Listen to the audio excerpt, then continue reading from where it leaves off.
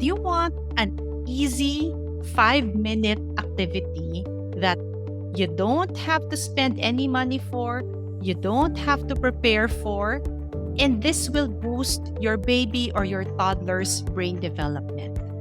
And the thing is, this easy 5-minute activity is actually backed by science. There's a lot of research showing that it's extremely crucial to the brain development of babies and young kids. And it's extremely easy to do. You can do it over and over again, and your child is not going to get tired of it. And that's what researchers call serve and return interactions. If you're the parent of a baby or toddler watching this, if you do only one thing with your child today, do this. This is the single most important thing we can do as parents for the brain development of babies and kids. Now, I didn't invent this, but there's an entire section on this in the website of the Center on the Developing Child at Harvard University, and there's a ton of research backing this up. So, what do we mean by serve and return interactions? Think of a game of tennis where one player serves and then the other player returns, and then the ball goes back and forth between them. That's what this is all about. Your baby or your child will make a serve, and then you will return it, and then you will keep the interaction going on back and forth. So first, the serve. Your child makes the serve. How does your child do this? Or how does your baby do this? By looking at or pointing at something or by saying something. Even young babies do this. We notice the serve, and then we share the child's focus of attention. So for example, your baby looks at a bird that is flying outside the window. So notice it and look at it too. And then the second step is to look at your child and at what they point to. This is called the return.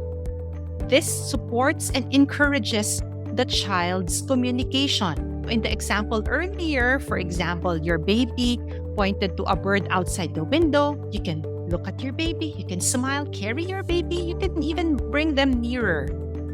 And this encourages their attempts at communication. And I know this is something that a lot of parents are worried about. There are all these methods to decipher how our babies communicate with us before they even learn to talk.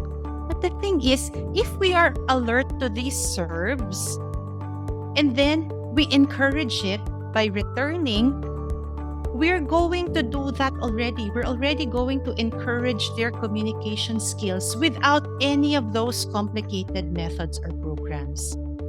And then third, smile and make a comment. And you can also repeat what they say, even if it's not clear, and then you can give it a name. So, for example, you can say something like, "Oh, that's a bird." Then you can even describe it further. "Wow, it's chirping. It's on the tree. Now it flew away." And if your baby is already babbling, so maybe your baby is saying something, "Ah, yes, that's a bird. That's a bird. And look at the feathers on the bird. Look at how it flies." Oh, you can say, "Oh, your baby's saying, look, that's a bird. And yeah, it's chirping very nicely. Aren't you enjoying hearing how it chirps?" And then the fourth step is pause and allow your child to respond. So you can take turns doing this. So you pause, and then your child may be pointing or gesturing or babbling or smiling. And then you can continue talking about it and then pausing again. So just keep on pausing and then going back and forth. And the fifth step is to practice endings and beginnings. This means we recognize the cues that your child is ready to end the activity and ready to move on to the next. So for example, your baby already looks away from the window, maybe looks at a toy that's in that room. So that's a cue to end the interaction and then maybe move on to a second round of interaction. Finally, and then we can move on to something else, and then we can do a serve and return interaction with that. Or who knows, maybe we can also recognize cues that baby is already tired and maybe needs to and maybe needs to rest. Now, I just like to share that when I talk with moms about this, they're always very happy when they get to apply this with their babies and with their young kids. And they would say, "Oh, I did this with my baby, and she was just so delighted. She was so happy.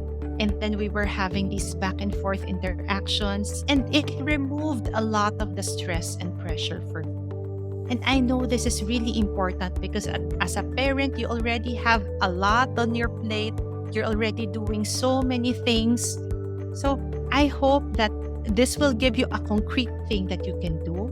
And if you have a baby or a toddler and this is the only learning activity you do, it's going to be more than enough for them to build their brain development. So if you'd like to learn more, go to discerningparenting.com.